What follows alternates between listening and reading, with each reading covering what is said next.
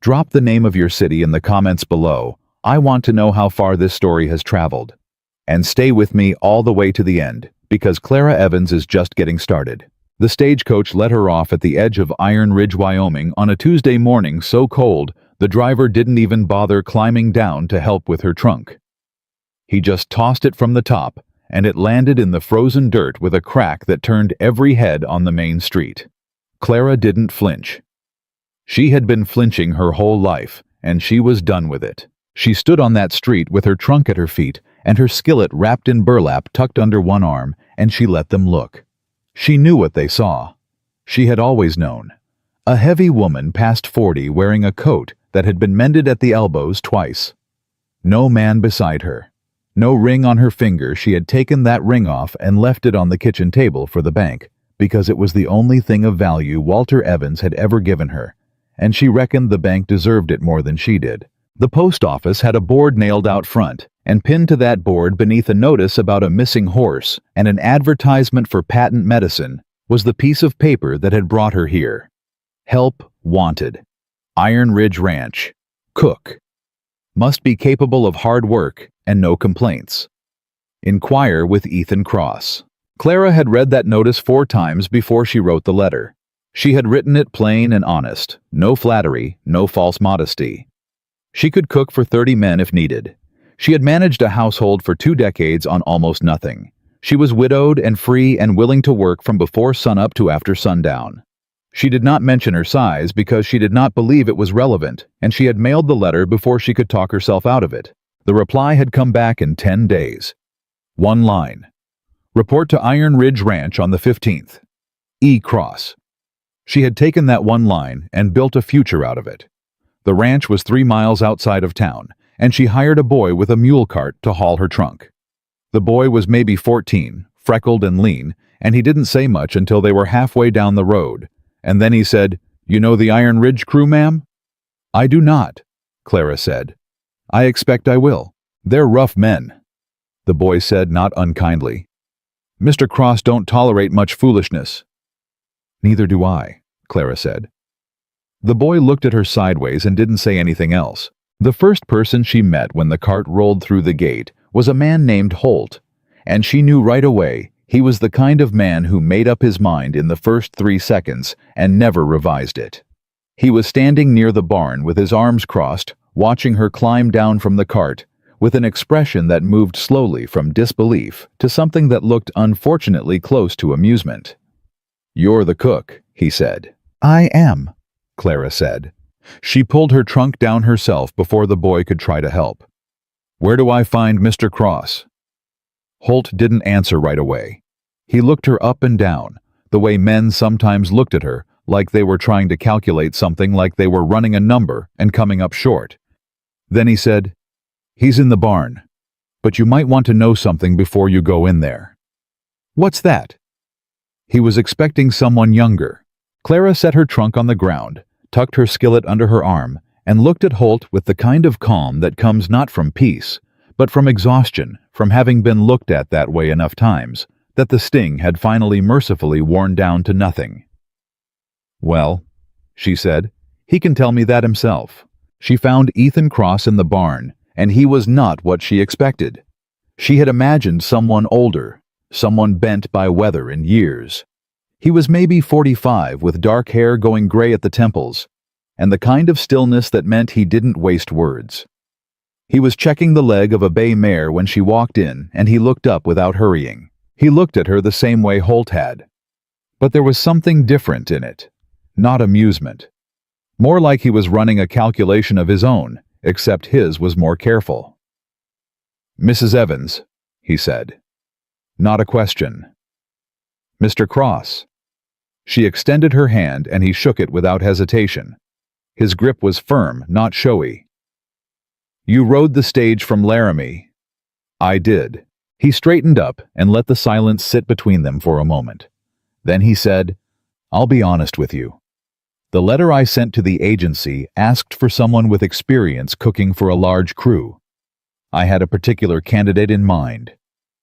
"What happened to that candidate?" "Took a position in Denver." A pause. "With better pay." Clara nodded. So you're making do with me.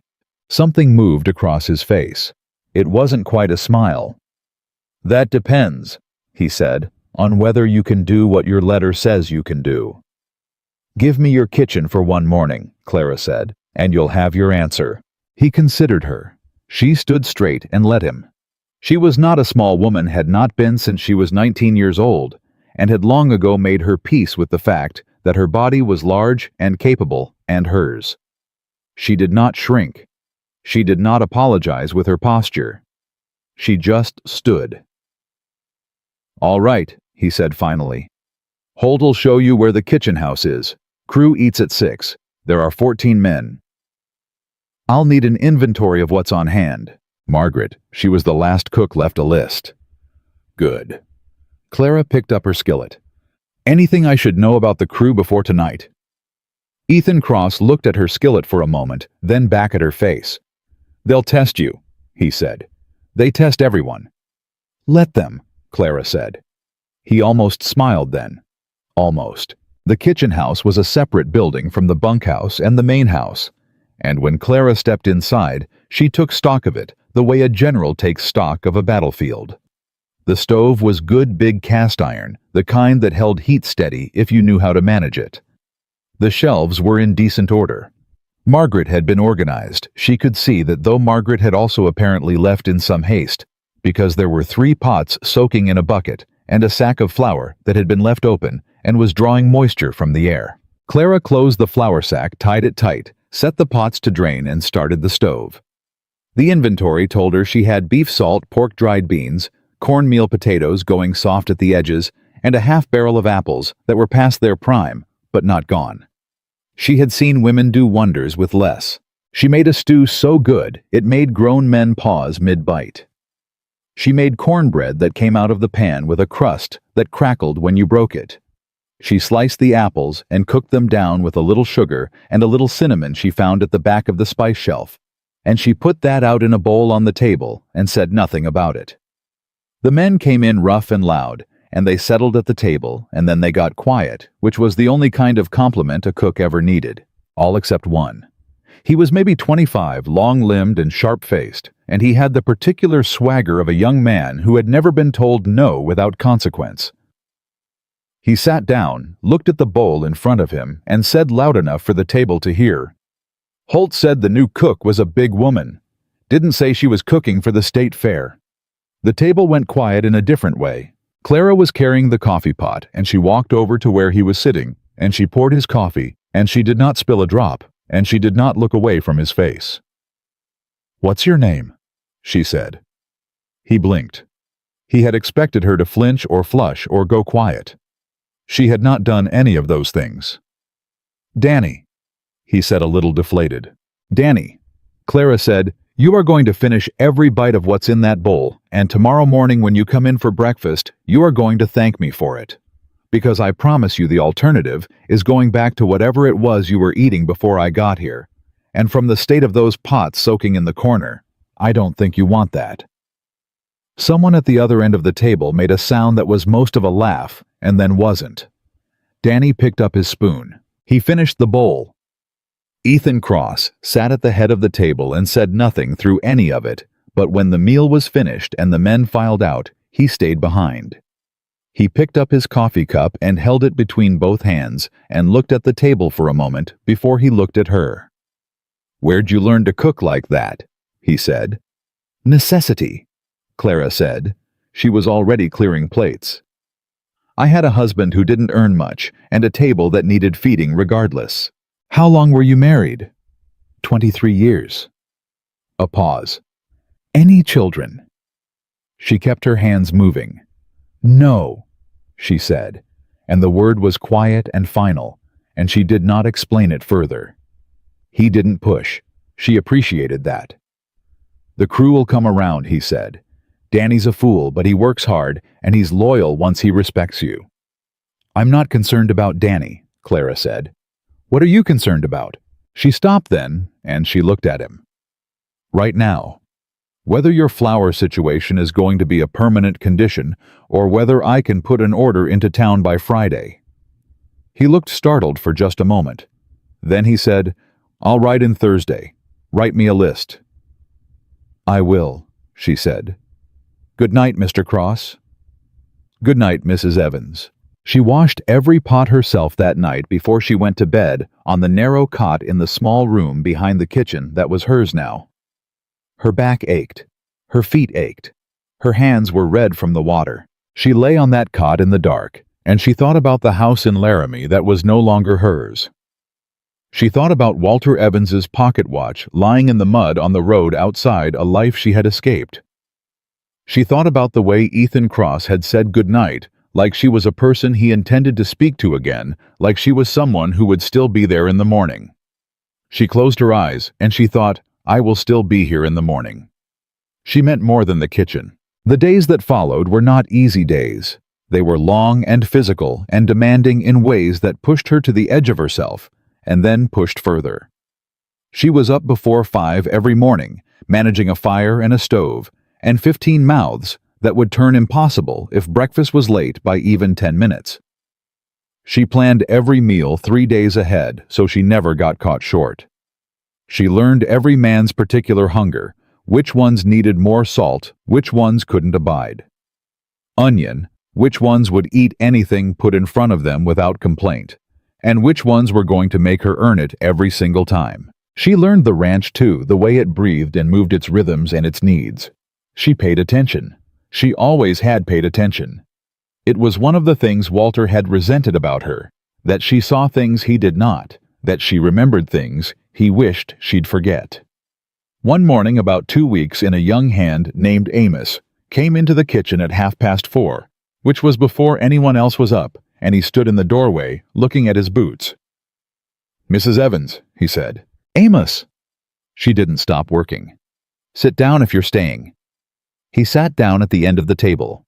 He was 19, she estimated, and homesick in the particular quiet way of young men who had been raised to believe that admitting it was weakness. "You need something to eat," she said. "No, ma'am." A long pause. "I just couldn't sleep." She kept her hands busy. Flour, lard, a little salt. "You got family back home." "My mother," he said. "And my sister." "You write to them." "I don't write real well," he said, and the admission cost him something. Clara was quiet for a moment. Then she said, "After breakfast, you tell me what you want to say, and I'll write it for you. I won't change a word." He looked up at her then, like she had said something extraordinary, which told her more about his life than she wanted to know. "You'd do that?" "I would," she said. "Now sit there and stop looking like the world's ending. I'll have coffee ready in 10 minutes. He stayed, and the letter got written. And after that, Amos watched out for Clara in the particular quiet way of someone who has decided to be loyal without making a speech about it. It was Ethan who told her at the end of the 3rd week that the men were talking. Not badly, not the way they'd been talking in those first days when she'd walked in and Danny had made his joke and the air had been thick with skepticism.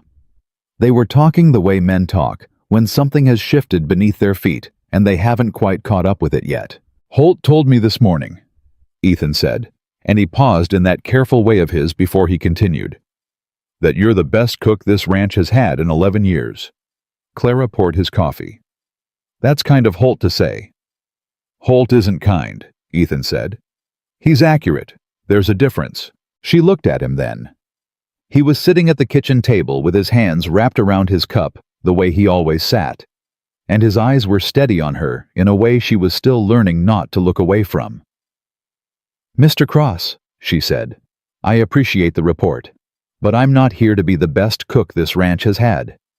I'm here because I needed a place and a purpose, and this was both. I intend to earn my wage and do my job." "That's all you want," he said, "just to earn your wage and do your job." She considered the question longer than she meant to. "I want to matter," she said, and the honesty of it surprised her, the way real honesty sometimes does coming out before you've decided to let it. "Not in a grand way. I just want to do something that matters. To people who are actually here and alive and eating at my table." She stopped. I had 23 years of work that didn't matter to anybody. I'd like the next 23 to be different. Ethan Cross was quiet. The fire in the stove popped once.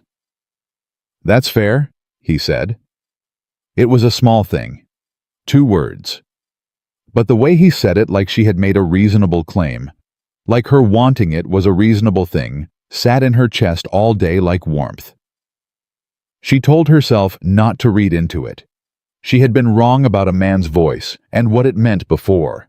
She would be careful this time. But she was already paying a different kind of attention to the sound of his boots crossing the yard in the morning, and she didn't fully understand yet what that meant. It was on a Friday, exactly 4 weeks after she arrived, that she first heard the name Victoria Hale. She heard it from the 2 youngest hands, Pete and Cody, who were 16 and 17, and thought they were quieter than they were when they talked in the kitchen doorway while she was cleaning up after lunch. "Going to be in town Saturday," Pete was saying. "And Danny says she always asks after the ranch when she's at the mercantile." "Danny says a lot," Cody said.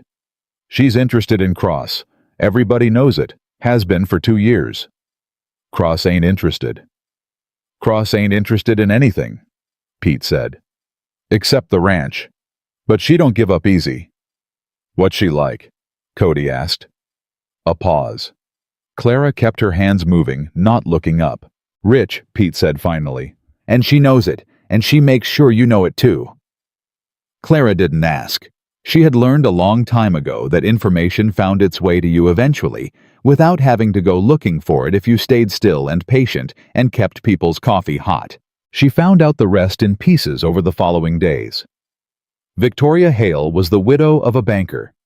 She was handsome and dressed well, and controlled the most powerful social circle in Iron Ridge, the way certain women controlled things through approval and its deliberate withdrawal.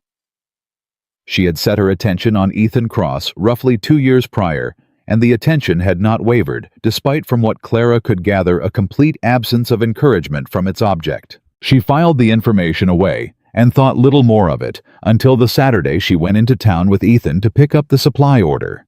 She had been into town only once since arriving briefly, and had not paid particular attention to the reactions she drew.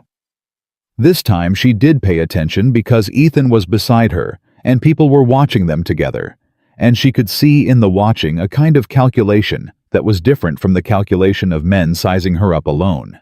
They were at the mercantile counter, waiting on the order to be tallied, when the bell above the door rang and a woman walked in. Clara knew immediately. She didn't need to be told. Victoria Hale was perhaps 40, with dark hair pinned immaculately, and a coat that had cost more than Clara's entire trunk of possessions. She moved through a room the way people move when they have never once in their lives been made to feel like they didn't belong somewhere. She saw Ethan first. She always saw Ethan first. Clara would learn it was one of her habits, scanning for him the moment she entered any space like he was a landmark. She used to orient herself. Then she saw Clara. The look that crossed Victoria Hale's face was fast and controlled and utterly legible to anyone who had spent a lifetime reading rooms. "Ethan," she said, and her voice was warm in the particular way of warmth deployed as a weapon. "I didn't know you were coming in today." "Victoria," he said, and his voice was flat and courteous the same way it was with everyone. "Just picking up supplies." Her eyes moved to Clara, unhurried, deliberate, from head to feet and back again. "I don't believe we've met," she said. "Mrs. Clara Evans," Clara said before Ethan could speak. "I cook for Iron Ridge." "The cook." A beat too long. "How wonderful." A smile that did not reach her eyes. "We've had such difficulty finding reliable help out here. It's a hard life for anyone not accustomed to it." The pause before anyone not accustomed to it was exquisite. Clara had to admire the craftsmanship of it, even as she felt it land exactly where it was aimed. "I'm accustomed to hard work," Clara said pleasantly. "Always have been, I'm sure." Victoria's eyes moved back to Ethan. "I'm having a small gathering next Saturday. Nothing formal. I do hope you'll come." "I'll be busy," Ethan said. "You're always busy." A soft laugh. One of these days you're going to have to let the ranch wait long enough to have a conversation, Ethan. Ranch doesn't wait, he said. The mercantile owner slid the tallied bill across the counter, and Ethan picked it up and looked at it without further comment. Victoria lingered another moment, said a goodbye that felt more like a warning than a farewell, and left. Ethan said nothing about it on the ride back. Clara said nothing either. But when they got back to the ranch and were unloading the supplies from the wagon, Amos came to help, and when Ethan had gone inside, Amos said quietly, "You met Mrs. Hale today." "I did," Clara said. "She come to the ranch once last spring," Amos said, handing her a sack of flour. "Stayed for Sunday dinner. Made Mr. Cross look like a man being asked to do something against his nature the entire time." A pause. "She looked at all of us like we were furniture. Except you could tell the furniture bothered her." Clara took the flour sack. "She looked at me the same way today," she said. Amos was quiet for a moment. "You're not furniture, Mrs. Evans." "No," Clara said. "I'm not." She went inside and she started the stove, and she began thinking about what kind of woman Victoria Hale really was, beneath the expensive coat and the practiced smile. And she understood bone deep, the way you understand things that have been true your whole life, even before you have words for them, that the distance between the mercantile today and whatever came next was not going to be as far as she might have hoped. She had come to Iron Ridge to matter. She was beginning to matter, and there was always a cost to that. Clara Evans had paid costs before. She was very good at it. She put her skillet on the stove and got to work. The first sign that Victoria Hale was not a woman who accepted being dismissed came 6 days after the mercantile. It came in the form of Mrs. Ruth Pendleton, who arrived at the ranch gate on a Wednesday morning in a buggy that was too clean for the road she'd traveled, wearing a hat that announced she considered this visit an occasion. She was the wife of the town's only doctor, and she had the particular manner of a woman who believed her husband's profession gave her authority over other people's lives. Clara saw her from the kitchen doorway before anyone else did. Holt intercepted her at the gate. Clara watched them talk, or rather watched Ruth Pendleton talk, and Holt stand there with his arms crossed and his hat pulled low the way he did when he was not interested in a conversation, but was too polite to say so outright. Then Holt walked her toward the kitchen. Clara stepped back inside and kept her hands busy. "Mrs. Evans," Holt said from the doorway, and his voice carried a warning she appreciated. "This here is Mrs. Pendleton. She says she's come on behalf of the Ladies' Aid Society." Clara wiped her hands on her apron and turned around. "Mrs. Pendleton," she said, "can I offer you coffee?" Ruth Pendleton looked around the kitchen the way Victoria Hale had looked at Clara, in the mercantile assessing cataloging, measuring against some standard she carried inside herself like a ruler. "No, thank you," she said. "I won't stay long. I've come because, well, there's been some concern in town." "What kind of concern?" Clara said. Ruth Pendleton's eyes settled on her with something that was trying to be sympathy and not quite making it. "About your situation," she said. "A woman alone on a working ranch with no family and no connections. It gives people cause to talk, I'm afraid." "People talk about most things," Clara said. "It doesn't require cause." Ruth Pendleton blinked. She had clearly not expected that. "Well, yes, but there are standards, Mrs. Evans. A woman in your position ought to consider her reputation." "My reputation," Clara said very evenly, "is that I feed 14 men 3 meals a day and nothing goes wanting. That's the only reputation I'm concerned with." "Victoria Hale believes," Ruth started. And there it was. Clara had been waiting for that name, and it arrived right on schedule. "Mrs. Hale believes," Clara said, "a great many things about people she's met once in a mercantile. I'm not sure her beliefs about my situation are any of my business." Ruth Pendleton drew herself up.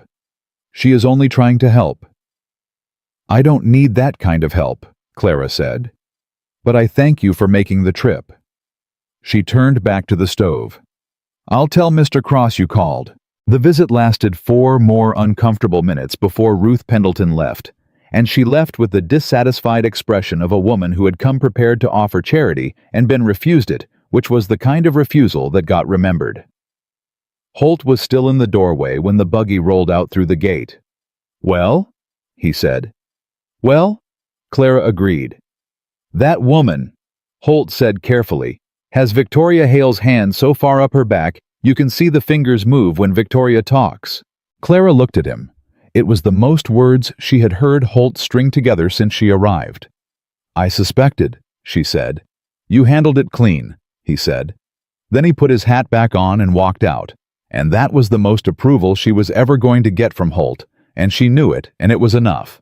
Ethan came in for the noon meal, and she told him about the visit while she was filling his plate, keeping her voice matter-of-fact, the way she might report that the flour supply was running low, or that one of the barn cats had gotten into the smokehouse again. He went very still. "She came here," he said. "Sent her more like," Clara said. "Mrs. Pendleton came.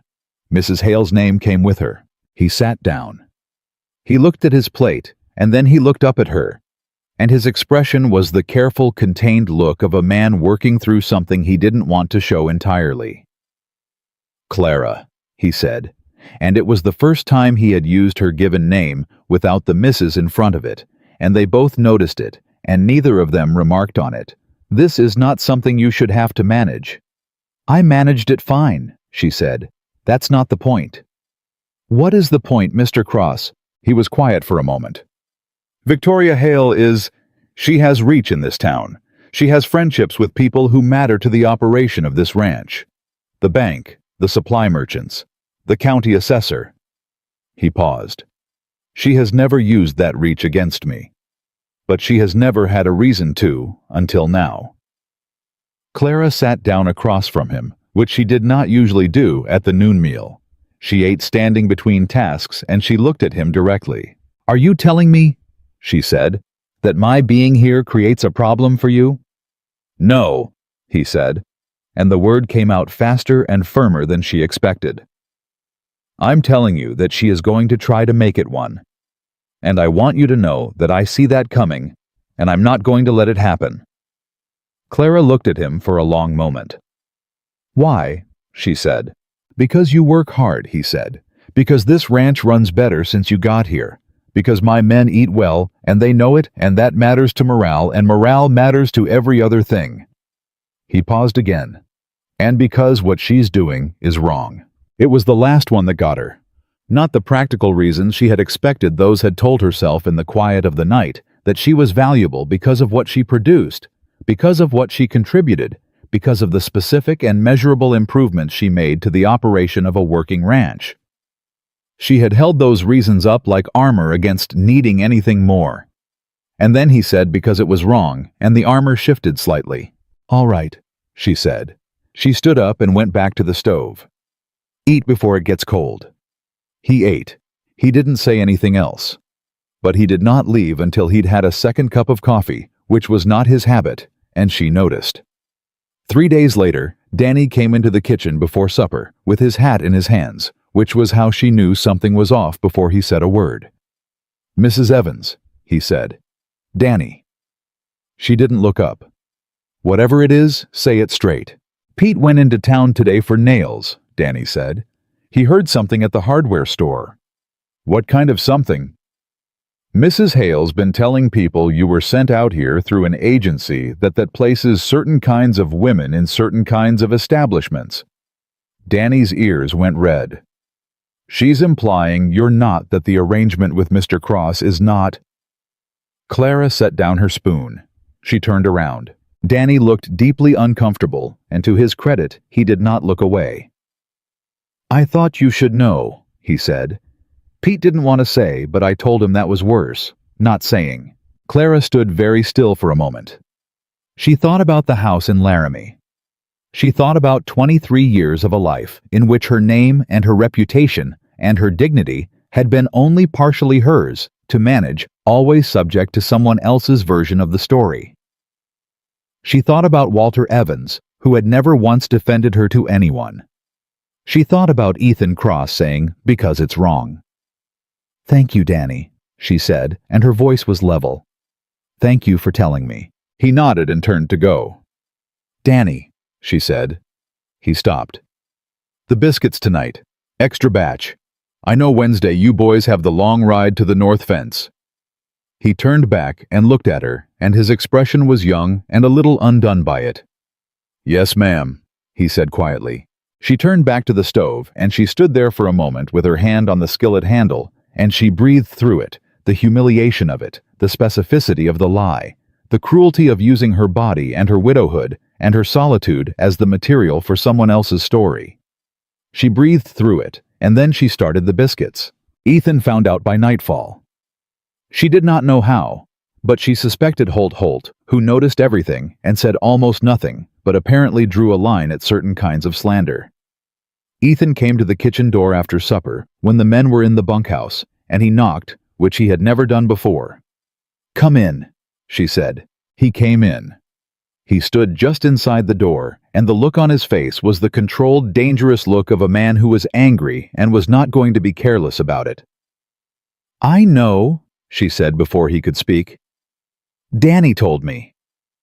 I'm going to talk to Victoria." "No," Clara said. He stopped. "Not yet," she said. "If you go to her now, it looks like it confirms something. Like you're defending your cook because the accusation is true, and you know it, and you're trying to manage the damage." She folded her dish towel with care. "You let me think about this. Give me a few days." "Clara, she's saying things that—" "I know what she's saying." Her voice didn't crack. She was proud of that. "I have had things said about me my whole life, Ethan. Things about how I look and what that means and what I must be because of it. This is the first time someone's made those things up to serve a particular purpose." She looked at him. "That tells me I'm worth the effort of a lie, which means I'm doing something right." He looked at her for a long moment. The fire in the stove made its small sounds. "You are the most—" he said and stopped. "Most what?" she said. He seemed to make a decision. "The most steady person I have met in a very long time," he said, "and that is not a small thing." Clara felt something shift in her chest that she was not prepared to name. "Get some sleep," she said. "The North Fence crew leaves at 5. He left. She finished cleaning the kitchen. She went to her cot and lay on her back in the dark and stared at the ceiling and thought about Victoria Hale. The thing about a woman like Victoria Hale, Clara understood, was that she did not operate in the open. She operated through other people, through Ruth Pendleton, and her concerned visits, through whispers in hardware stores that got relayed through ranch hands, through the careful cultivation of an impression. She was the source of the water, but she stood well back from the flood itself. To fight her directly was to fight water with your hands. You couldn't grip it. Clara thought about that problem the way she thought about a difficult meal, not what she wanted to do, but what she had. What she had was a kitchen and a skillet and 14 men who now ate well and slept better and started coming to her with their letters and their small confessions and their quietly held loyalties. She was beginning to understand Ethan Cross. Not in the way Victoria Hale feared and resented and was trying to foreclose against before it could happen, but in the way of a person who had stood inside her kitchen door and said, "You are the most steady person I have met." She thought about that for a long time. Then a thought landed on her clean and cold and certain as a stone dropped into still water. The Ladies' Aid Society met every first Thursday of the month at the church hall. Ruth Pendleton organized it. Victoria Hale presided over it in everything but name. And it was Clara had gathered from various overheard conversations the single most efficient vehicle for reputation management in the entire county. What would happen, Clara wondered if she attended.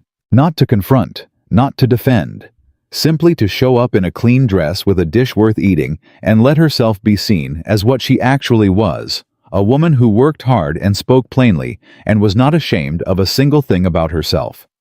Water, she thought, found its own level. You couldn't fight it with your hands, but you could redirect it. She sat up on her cot in the dark, and she allowed herself for the first time since leaving Laramie to plan. The Thursday was 10 days away. 10 days was enough time to make a pound cake that would put Ruth Pendleton's to shame. 10 days was enough time for the whispers Victoria had set loose in town to either harden into accepted fact or soften into uncertainty. Clara intended to make sure it was the second one. She lay back down. She closed her eyes. Outside in the dark, the ranch breathed around her, the horses in the barn, the distant sound of the creek, the wind moving across the open land. She had been here just over a month, and already she could not imagine any other sound when she closed her eyes. That was new. That was something she had not expected. She had come to Iron Ridge needing a wage and a purpose. She had not planned to need anything more than that. She had packed her trunk with absolute care, fitting everything that remained of her practical life into a space she could manage alone, and she had left no room in it for hoping. But hope, she was learning, was inconveniently persistent. It did not require an invitation. It moved into the spaces you thought you had emptied out, and it set up quietly, and it waited. She thought about Ethan Cross's voice, the most steady person. She thought about Amos and his letter home, and Danny and his red ears, and Holt with his arms folded against the world, and his 2 words of approval that had meant more than any speech. She thought about her cast-iron skillet hanging on the hook beside the stove, where she had put it on her very first morning, in the same place it had hung in every kitchen of her life, traveling with her like a compass that always pointed toward the thing she did best. She was not furniture. She was not a rumor. She was not the version of herself that Victoria Hale was telling to hardware stores and Ladies' Aid Society meetings. She was Clara Evans. She was 44 years old. She had survived worse than this, and what she had not survived had made her someone that a man like Ethan Cross called steady. She would take that, and she would build from it. She always had known how to build from what she had. The pound cake took her 3 tries to get right, not because she didn't know how to make one. Clara Evans had been making pound cake since she was 12 years old, standing on a footstool in her mother's kitchen with flour on both elbows. She knew the recipe the way she knew her own name. She made it 3 times because the first 2 were good, and good was not what she needed. She needed the kind of pound cake that stopped a conversation, the kind that made a woman take a second bite before she'd finished the first, and then feel obscurely like she owed someone something. On the 3rd try she got it. Amos watched her wrap it on the morning of the first Thursday, and he said, "You going somewhere, Mrs. Evans?" "Into town," she said. "Ladies' Aid Society meeting." The kitchen went very quiet. Pete, who was sitting at the far end of the table finishing his coffee, put his cup down. "The Ladies' Aid Society," Pete repeated. "That's right." "Mrs. Hale runs that meeting," Pete said carefully, like he was informing her of something she might not know. "I'm aware," Clara said. She tied the cloth over the cake. "Who's driving the wagon into town this morning?" Pete and Amos looked at each other. "I'll take you," Amos said. "I got to pick up the harness repair anyway." "Good," Clara said. "We leave in 20 minutes. She put on her second-best dress, which was also her best dress, since her best dress had been sold along with everything else of value in Laramie. She pinned her hair the way her mother had taught her, practical and neat, and not apologetic. She picked up the pound cake and she walked out. Ethan was in the yard when she came out, and he stopped walking when he saw her. He took in the cake, the dress, the particular set of her chin, and she could see him putting it together. "Clara," he said. "Don't," she said pleasantly. "I'm not doing anything foolish. I'm going to a church social with a pound cake." "That is not what you're doing," he said. "It is exactly what I'm doing," she said. "The rest of it is just geography." He looked at her for a long moment. Then he said, "If it goes sideways, I'll handle it," she said. "I always do." He stepped aside.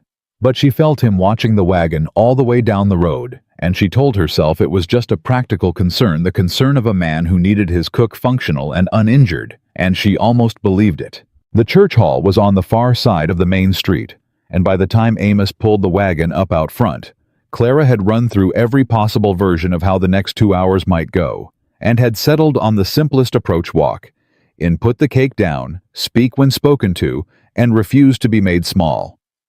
She had been made small her entire life. She was finished with it. She went in. There were 11 women already seated, and the silence that followed her entrance was the kind of silence that is actually very loud. Ruth Pendleton, sitting at the end of the row nearest the door, went visibly pale. Two women Clara didn't know leaned together and spoke behind their hands. And at the head of the table, Victoria Hale sat with a cup of tea and an expression that did not change at all, which was more alarming than if it had. Clara walked to the refreshment table, set down her pound cake, and removed the cloth covering it. She turned around and addressed the room with the same voice she used when she announced supper, clear, unhurried, and not asking permission. "Good morning," she said. "I'm Clara Evans. I cook out at Iron Ridge Ranch. I hope you'll try the cake." Nobody said anything for 3 full seconds. Then an older woman in the back, stout and white-haired and wearing an expression of someone who had lived long enough to find almost everything entertaining, said, "I'm Mabel Greer. I've heard about your biscuits, Mrs. Evans. Pete Greer is my nephew." "Pete's a good hand," Clara said. "He always cleans his plate." Mabel Greer laughed a real laugh, short and genuine, and the tension in the room cracked open just slightly the way a seam splits when you've been pulling it too long. Victoria Hale stood up. "Mrs. Evans," she said, and her voice was the temperature of February. "This meeting is for members of the Ladies' Aid Society. I don't believe you were formally invited." "I wasn't," Clara said.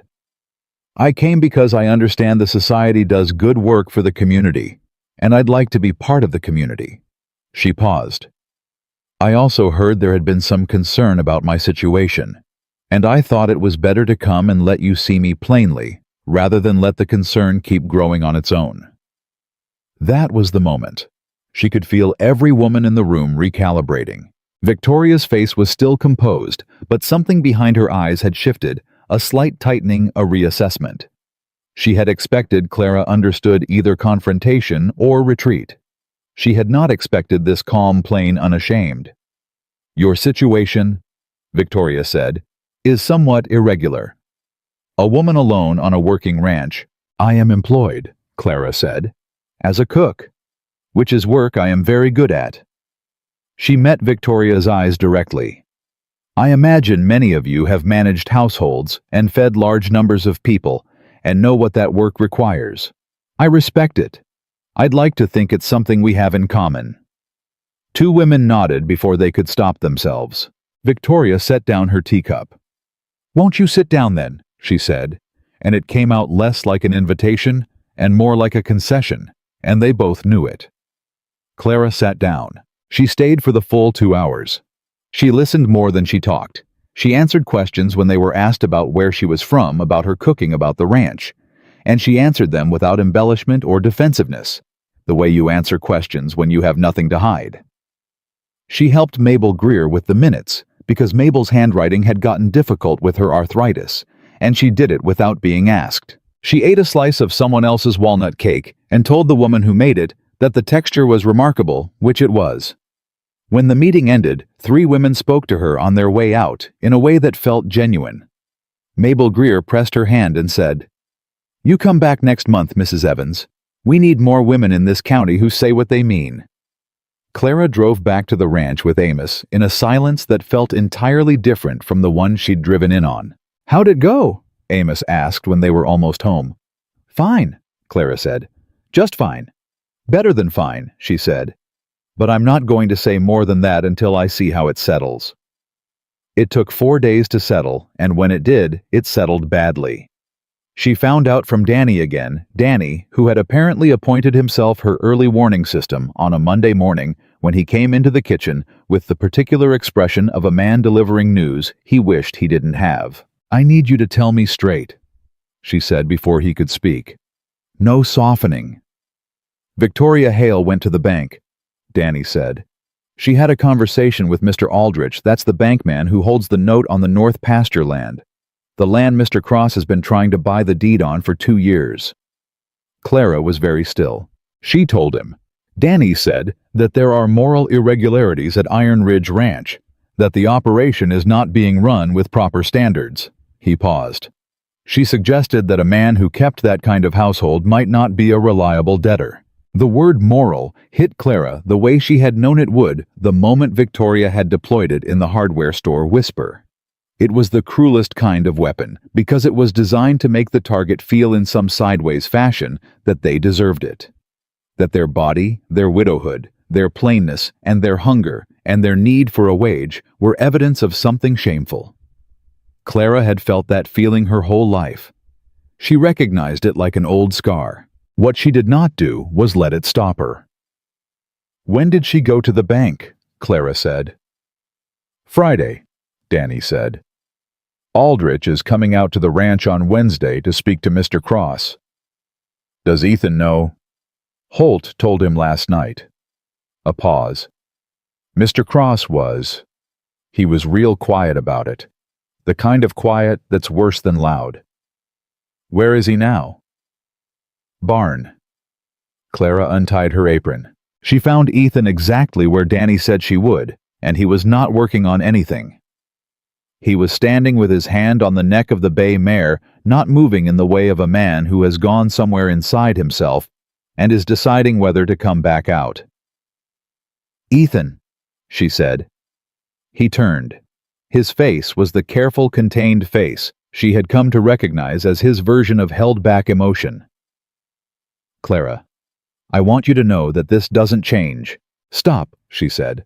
"Don't apologize to me. That's not what I came here for." He stopped. "Tell me about the land," she said. "The North Pasture Deed. What does losing it mean?" He was quiet for a moment. Then he said, "It means I lose the water rights that come with it. And without those water rights, the East Herd has no reliable source through the summer. Which means I sell the East Herd at a loss, which means—" He stopped. "It means this ranch is half the size it needs to be to survive 2 bad winters in a row." "And how close is she to making that happen?" Clara said. "Aldrich is cautious," Ethan said. "He's not going to move fast, but he's also a man who cares about appearances. If Victoria keeps pushing the right pressure points—" He shook his head. "A month, maybe 6 weeks." Clara nodded slowly. She had known it would be something like this. Not violence, not open cruelty, something legal and financial and dressed in the language of respectability. The oldest kind of weapon in her experience, the kind that made you look like the aggressor if you fought back too openly. "There's a way to stop it," she said. "I know," he said. And something in the way he said it told her he had already thought of the same way. They looked at each other. The barn was quiet. The mare moved slightly beneath his hand. "I'm not going to ask you to do something you don't want to do," he said. "I know you're not," she said. "That's why I'm going to say it first." She took a breath. "If we were married, the entire basis of what she's been telling people disappears. She has nothing. The bank has nothing. The Ladies' Aid Society has nothing."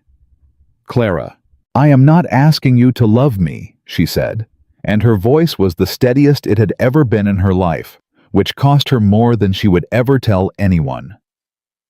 "I'm asking you to consider whether this is a solution that works for both of us." Ethan Cross looked at her for a long time. Long enough that she had to work very hard not to look away. "If I marry you," he said slowly, "it will not be a business arrangement." She blinked.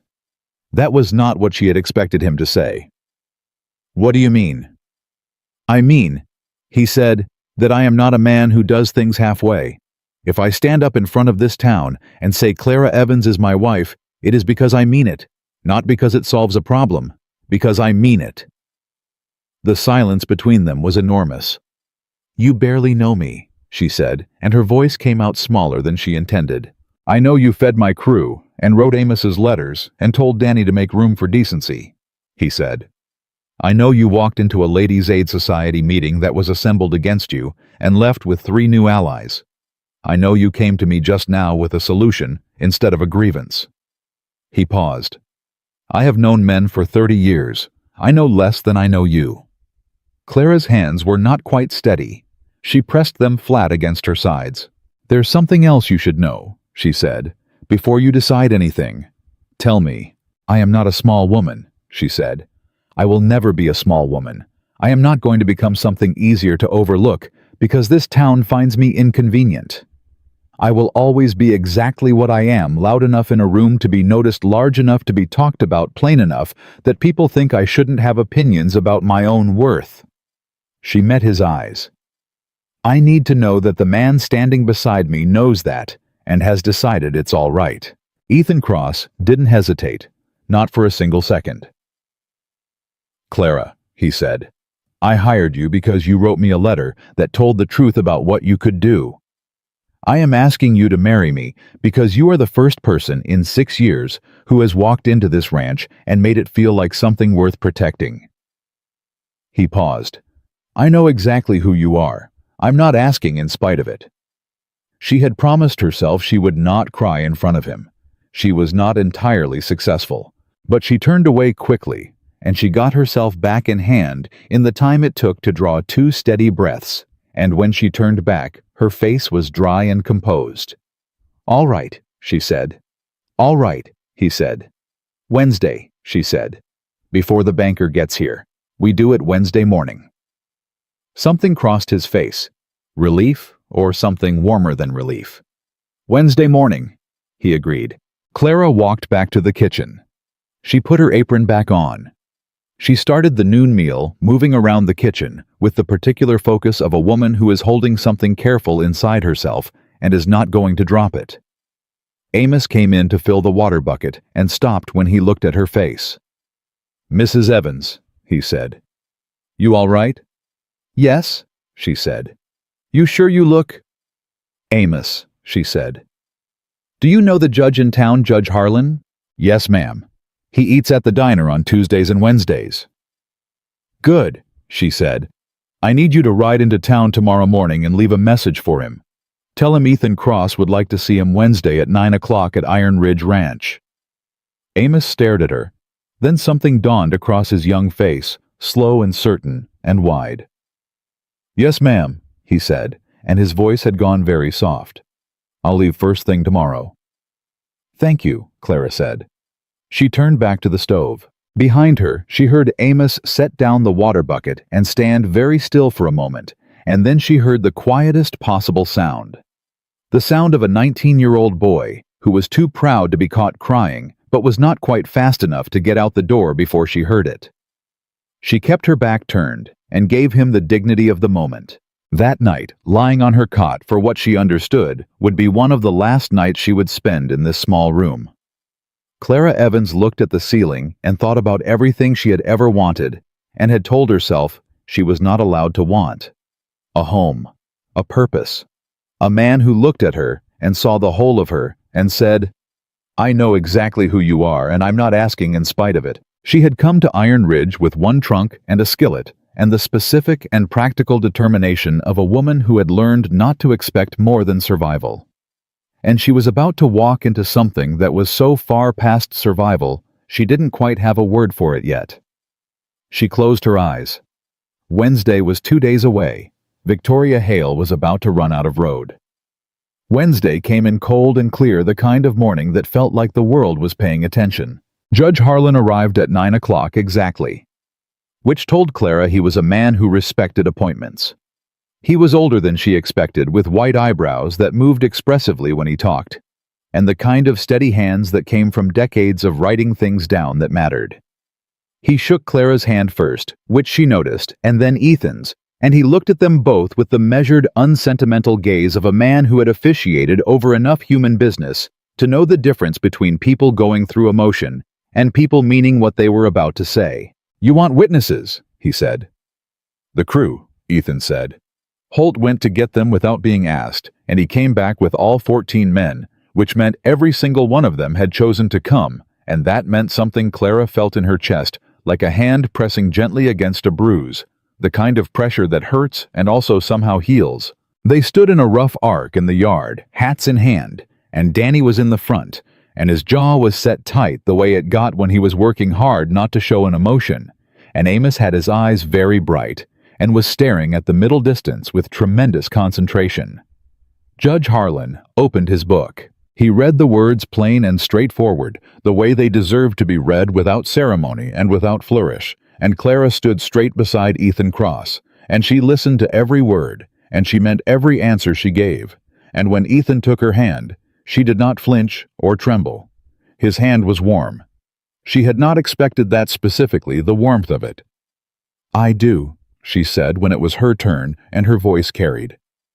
"I do," Ethan said, and looked at her when he said it. Judge Harlan closed his book. "Then by the authority of the state of Wyoming," he said, "I pronounce you husband and wife." He paused. "Kiss your bride Ethan so these men can get back to work."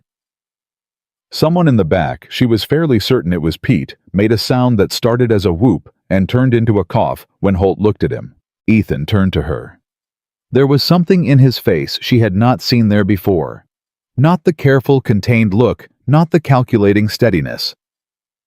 Something open. Something that had put down a weight it had been carrying for a long time. He kissed her, once brief and real, and that was enough.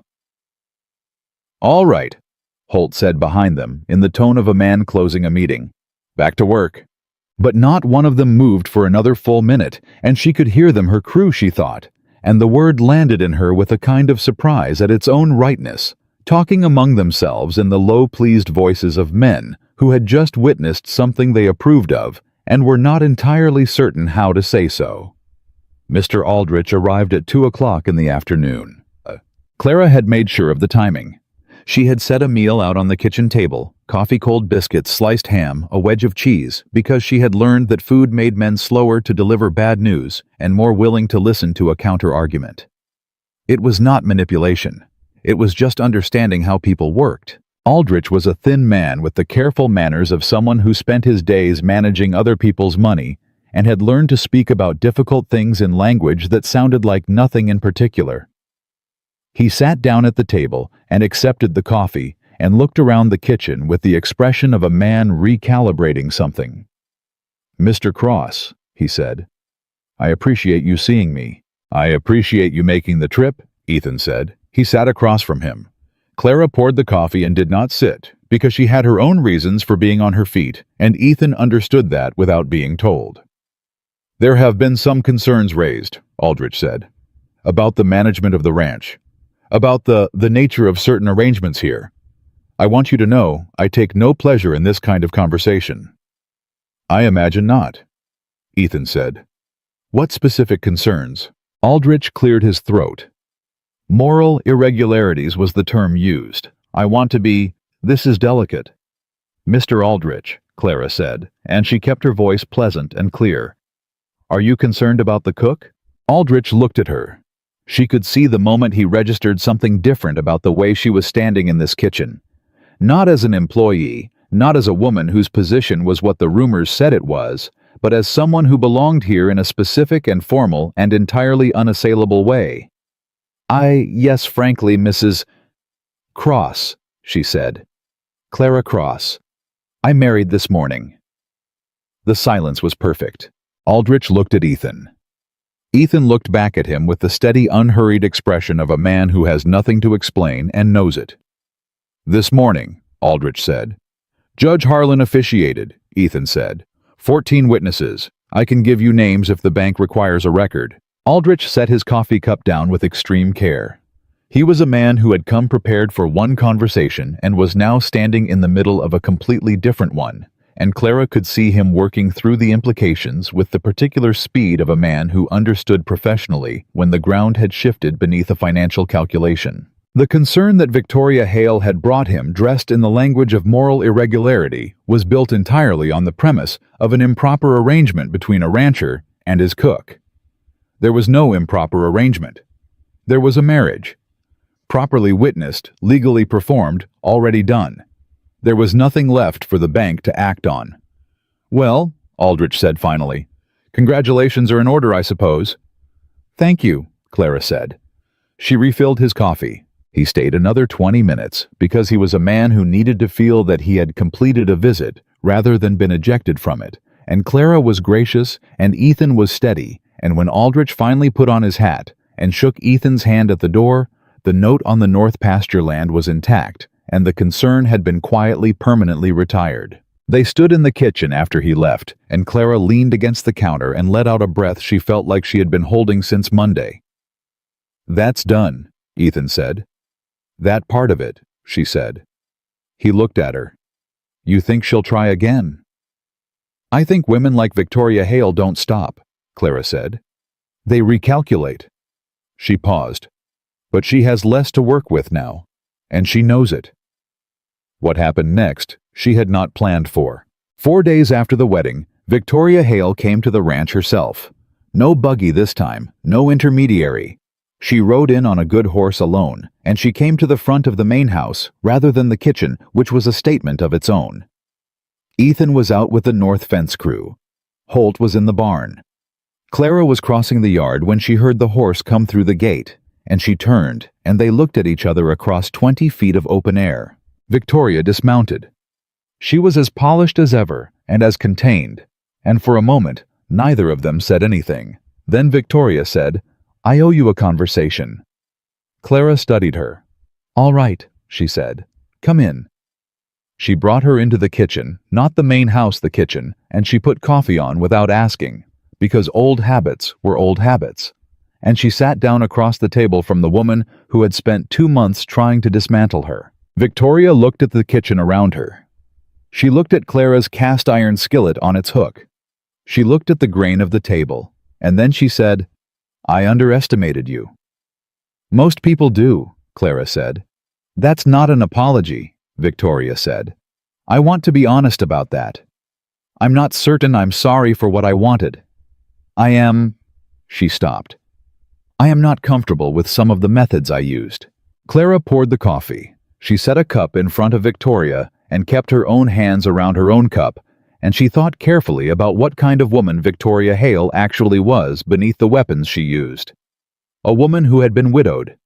A woman who had found something she wanted: a man, a future, a place, and had pursued it with every tool she had, because the tools women were given in this world for getting what they wanted were rarely clean or simple or direct. She did not say that out loud, but she thought it. What do you want from this conversation? Clara said. Victoria looked at her, and for the first time, Clara saw something behind the composed face that was not strategy. I want to know, she said slowly, how you did it. How you walked into a room full of people who had already decided against you and made them change their minds. Clara considered the question. I didn't try to make them change their minds, she said. I just refused to act like they were right. Victoria was quiet. The thing about being underestimated, Clara said, is that the people doing it are usually more afraid of you than you are of them. They need you to be small so they can feel certain about where they stand. She paused. The moment you stop cooperating with that need, they don't know what to do. Victoria Hale looked at her for a long moment. Then she looked down at her coffee cup. That's either the wisest thing I've heard in years, she said, or the most infuriating. Probably both, Clara said. Something that was almost a smile moved across Victoria's face. It was different from the practiced ones Clara had seen before. It was smaller and less polished and considerably more real. Victoria left an hour later, and Clara stood in the doorway and watched her ride out. She did not know what the woman would do next, whether this was a genuine retreat or another kind of calculation. She suspected it was some of both, which was probably honest, and she respected honesty more than purity of motive. Holt appeared at her elbow. He had been in the barn the whole time, which meant he had seen everything, and said nothing, which was entirely consistent with who he was. She leave trouble behind, he said. I don't know yet, Clara said, but I don't think so. He nodded. He started to go, then stopped. Mrs. Cross, he said, and it was the first time he had called her that. Holt, she said. You done good? He said. Then he walked away. She stood there a moment longer, holding that before she went back inside. The weeks that followed were not peaceful weeks. A working ranch in Wyoming in the back half of a hard year did not offer peace. It offered challenge in consecutive and sometimes simultaneous waves, each one requiring a different kind of answer. A fever moved through the bunkhouse in early October, and Clara managed it the way she managed everything systematically, without panic, with broth and willow bark tea, and the particular authority of a woman who had nursed a sick household on almost nothing before, and knew the difference between something that would pass and something that wouldn't. Danny was the worst of them. He ran a fever for 3 days that worried her in the deep quiet of 2 in the morning when she was the only one up checking on him, and on the third night, he opened his eyes and looked at her through the fever glaze and said, "Mrs. Cross." "Right here," she said. "Am I dying?" "Not today," she said. "How do you know?" "Because I say so," she said. "Go back to sleep." He went back to sleep. By morning, the fever had broken. He came into the kitchen 3 days later, still pale and moving carefully, and he sat down at the table and he said, "Mrs. Cross." "Danny." "I want to say something." "Say it." "I said something ugly to you the first night you were here," he said. "About the state fair. I want you to know I have thought about it every single day since, and I'm sorry for it. I'm genuinely sorry. Clara looked at him for a moment. He was 25 years old, and he had a mother somewhere who had raised him better than he had shown on that first night, and he had been working very hard ever since to get back to the man she'd raised. "Danny," she said, "you have more than made up for it. That doesn't—" "Yes," she said firmly. "It does. That is exactly how it works. You do better. That counts." She set a plate in front of him. "Now eat. You've lost weight you couldn't afford." He picked up his fork. He looked at his plate, and then he looked up at her, and his expression was the expression of someone who has been given something they didn't know how to ask for. "Yes, ma'am," he said. The flood came in the second week of October. 3 days of hard rain pushed the creek over its banks, and the east pasture flooded before anyone could move the herd. They lost 100 yards of fence line and 2 storage sheds, and a significant portion of the winter feedstock that had been stored in the lower barn. Ethan stood in the kitchen doorway at the end of the third day, soaked through and mud-covered, and he said, "It's bad." "How bad?" Clara said. "Lost about a third of the winter feed. Fence is down in 4 sections." He sat down heavily. "We can rebuild the fence. The feed—" He stopped. "We'll have to buy in, which means going to the bank." "Aldrich," she said. "Aldrich." She sat down across from him. They were quiet together for a moment, which was something they had gotten very good at, the particular quiet of 2 people who trusted each other enough not to fill every silence. "The brisket I've been making," she said. "The recipe. I've been selling a version of it to the hotel kitchen in town. The cook there has been asking me for 3 weeks if I'd sell the recipe outright." She paused. "He offered $40. Ethan looked at her. "It's not enough to cover the feed," she said. "But it's a start. And I have 2 other things he's asked about." She met his eyes. "It's mine to sell if I want to. I want to." "Clara, we are partners," she said. "That is what a partnership means. I bring what I have." He was quiet for a long moment. The fire in the stove made its small, steady sound. $40, he said, "plus whatever the other 2 fetch." She paused. "I'd like to negotiate the second one up. The biscuit recipe alone is worth $60, and he knows it." Something cracked through the exhaustion on his face, genuine, helpless, real. "You're going to negotiate a biscuit recipe," he said.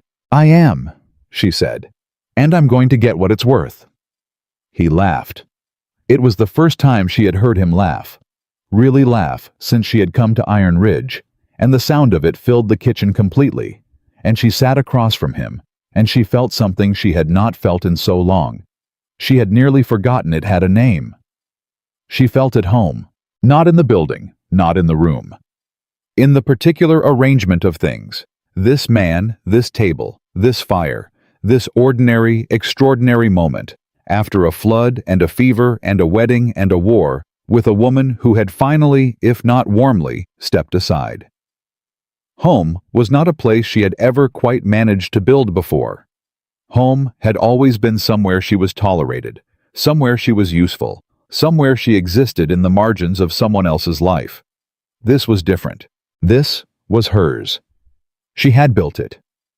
She had walked in with a trunk and a skillet, and refused at every single turning point to be made small.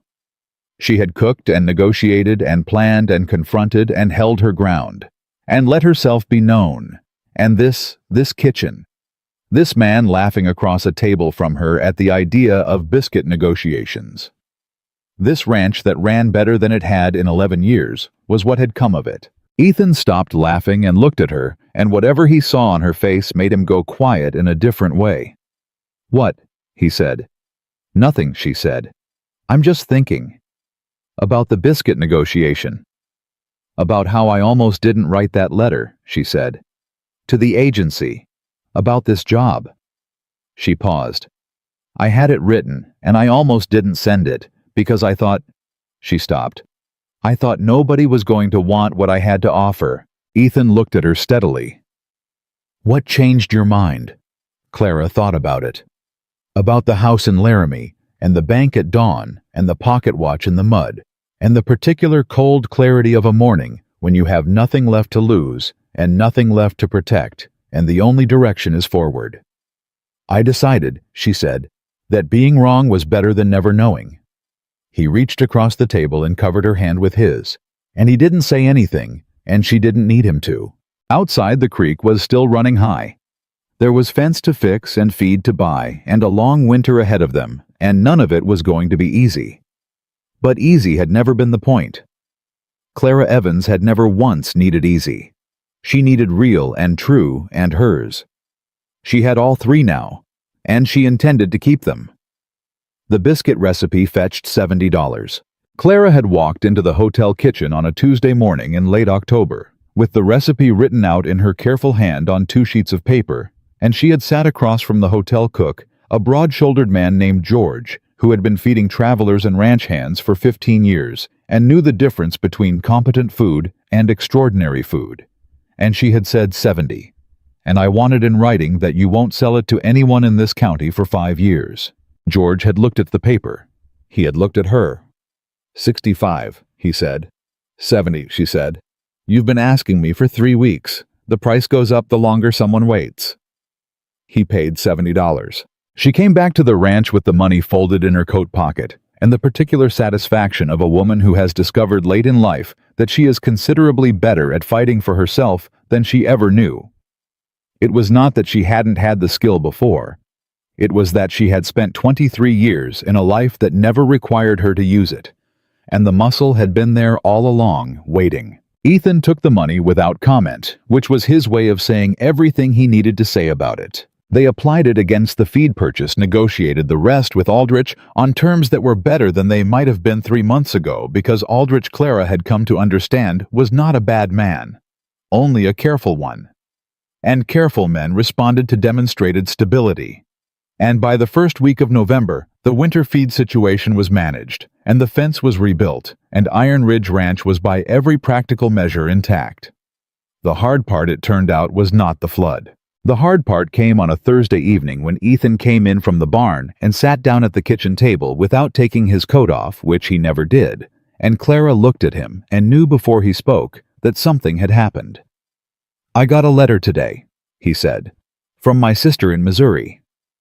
Clara set down the spoon she was holding. "Tell me." "She has 2 children," he said. "Her husband died in the spring. Fever." He paused. "She can't manage the farm alone. She's asking if she can come here." He looked up. "With the children." Clara looked at him carefully. "How old are they?" 7 and 9, he said. "A girl and a boy." She waited. He had more to say. She could tell there was something he was working up to, something he felt he needed permission to want. "I haven't seen Margaret in 6 years, he said. "We didn't. After my wife died, I wasn't. I pulled away from most people. I wasn't good company." He stopped. "I don't know what kind of uncle I would be. I don't know if this ranch is the right place for children." "Ethan," Clara said. "Clara, this affects you too. This is your home. I'm not going to—" "Ethan," she said again more firmly. "Write to Margaret tonight. Tell her to come." He looked at her. "Children need a table to eat at," she said. "I have a very good table." Something moved across his face that was too large for him to contain entirely, and he looked away for a moment, and when he looked back, his eyes were bright in the particular way of a man who has not cried in a very long time, and is not going to start now, but is aware of the impulse. "You're sure?" he said. "I have never been more sure of anything," she said. "Write the letter." He wrote it that night. She watched him do it from across the table, while she mended a tear in Amos's work jacket, and neither of them talked much, and it was the most comfortable silence she had ever shared with another person. Margaret Cross arrived 3 weeks later with 2 children, 4 trunks, and the expression of a woman who had been afraid to hope for something and was still not quite willing to believe it was real. She was smaller than Ethan, dark-haired and quick-eyed, and she stopped in the doorway of the kitchen and looked at Clara the way people sometimes look at something they had been told about but had not quite believed. The girl, whose name was Rose, walked straight past her mother into the kitchen, put both hands on the edge of the table, and said, "Uncle Ethan said you make the best biscuits in Wyoming." "He did. Did he?" Clara said. "Are they really the best?" "I sold the recipe for $70, Clara said. "You can decide what that tells you." Rose thought about this with the absolute seriousness of a 9-year-old confronting a complex question. "I'd like to try one," she said. "Then sit down," Clara said. "I'll make a batch." The boy Thomas was 7 and considerably shyer, and he stood behind his mother's skirt for the better part of an hour before he edged around the doorframe into the kitchen and positioned himself at the far end of the table to watch. Clara did not address him directly. She just worked, and she talked to Rose, and she let him watch, and after about 20 minutes he climbed up on the bench without being invited, and sat with his elbows on the table and his chin in his hands. When the biscuits came out, she put a plate in front of each of them without ceremony. Thomas took one bite and said very quietly, "These are really good." "I know," Clara said. He looked up at her. He had Ethan's eyes, that same careful measuring quality, taking in more than he showed. "Are you our aunt now?" he said. "I am," Clara said. He considered this. "Okay," he said, and went back to his biscuit. And that was the whole of his acceptance ceremony. And it was, Clara thought, just about perfect. Margaret pulled her aside before supper in the narrow passage between the kitchen and the back room, and she took Clara's hands, and she held them in both of hers, and she said, "My brother has not looked like himself in 6 years." "What does he look like?" Clara said carefully. "Like himself," Margaret said. "That's what I mean.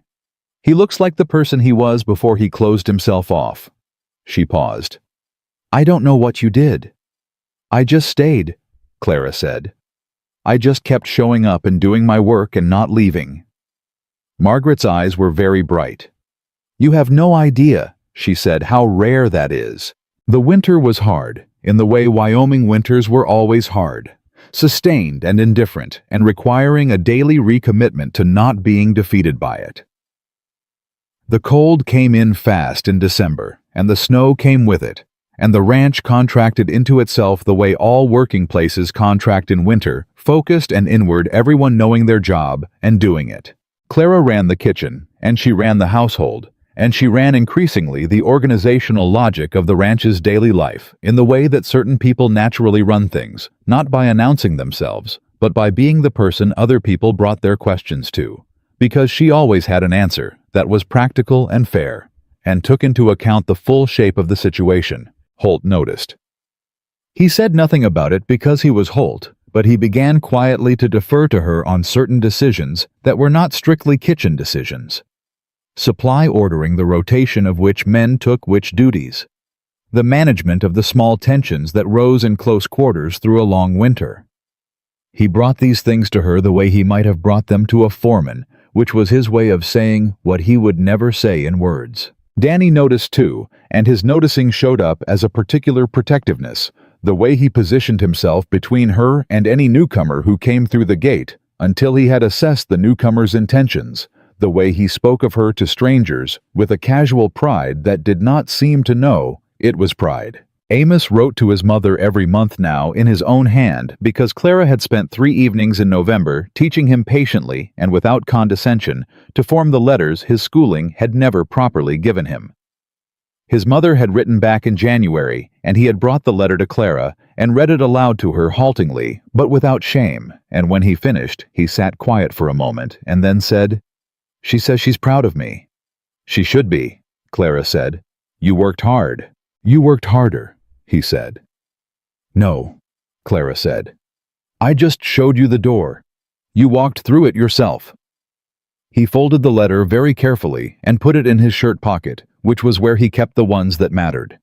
The letter that changed everything else came in February. It arrived addressed to Clara specifically in a hand she did not recognize on paper that had the slight stiffness of something written formally and with intention. She opened it at the kitchen table on a Sunday morning while the house was quiet, and she read it twice before she fully understood what it said. It was from Mabel Greer. It said that the Ladies' Aid Society had voted at its January meeting to name Clara Cross as an official member. It said that the vote had not been close. It said that Mabel personally wanted her to know that the walnut cake woman, whose name was Edna Marsh, had been the one to put the motion forward. It said at the bottom, in Mabel's particular looping hand, Victoria Hale was not present at the vote. She has been spending considerable time in Denver of late. I suspect the climate suits her better. Clara set the letter down. She sat with it for a moment, sat with the full weight of what it meant, not just practically, but in the deeper, older sense. She thought about every room she had ever walked into that had gone quiet when she entered. Every chair she had not been offered. Every table she had not been invited to. Every version of herself that other people had decided she was based on the surface of her, the size of her, the circumstance of her, as if a woman were only the outline of what others could see, and not the whole living interior of everything she had survived and thought and built and refused to give up. She thought about a pocket watch in the mud on a road in Laramie. She thought about walking into a kitchen that was not hers yet, and making it hers by the time the biscuits came out of the oven. She thought about Ethan Cross saying, "I know exactly who you are, and I'm not asking in spite of it." She thought about Rose, who had last week asked to learn to make pie crust, and Thomas, who had started bringing her things he found interesting: a smooth stone, a hawk feather, a piece of wood with a shape he thought looked like a horse, depositing them on the kitchen windowsill with the silent certainty of a child who has decided someone is safe. She thought about what survival looked like when you refused to let it be the ceiling. Ethan found her still sitting at the table when he came in from the barn, and he looked at her and at the letter and said, "Good news or bad?" "Good," she said. She handed it to him. He read it. He set it down. He sat across from her and looked at her with the steady, open look that still, after months, occasionally surprised her, the fact of being looked at like that, like she was worth the full attention of someone's eyes. "Mabel Greer is a good woman," he said. "She is," Clara agreed. "You going to go to the next meeting?" "I am," Clara said. "I'm going to bring Edna Marsh's walnut cake recipe back to her with a note about the one thing that would make it better." Ethan looked at her. "Is that going to go over well?" "Probably not at first," Clara said. "But eventually she'll try it, and she'll know I was right, and after that we'll be friends." He laughed, and the sound of it filled the kitchen the same way it had the night after the flood. And Rose looked up from her book in the corner and said, "What's funny?" And Thomas, who was on the floor with a piece of charcoal drawing horses on a flat piece of wood, did not look up, but smiled to himself with the small secret smile of a child who is happy and knows it. "Nothing," Ethan said. "Everything's fine." "Everything's better than fine," Clara said. And she was not only talking about the letter. Spring came to Iron Ridge the way it always came to Wyoming.